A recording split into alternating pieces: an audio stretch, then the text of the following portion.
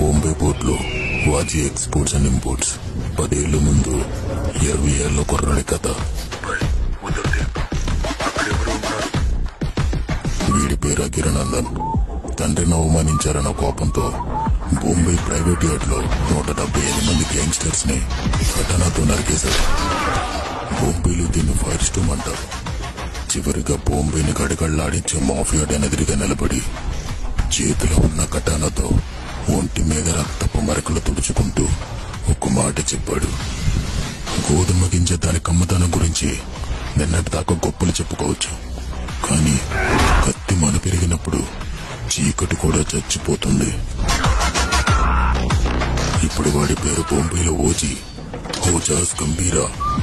అయితే ఓజీ ఎదురుపడితే తల తీసేయడానికి 10 ఏళ్ళగా భూమిపై ఎదురు చూస్తున్నాడు. తిరిగి వస్తున్నాడన్న మాట విని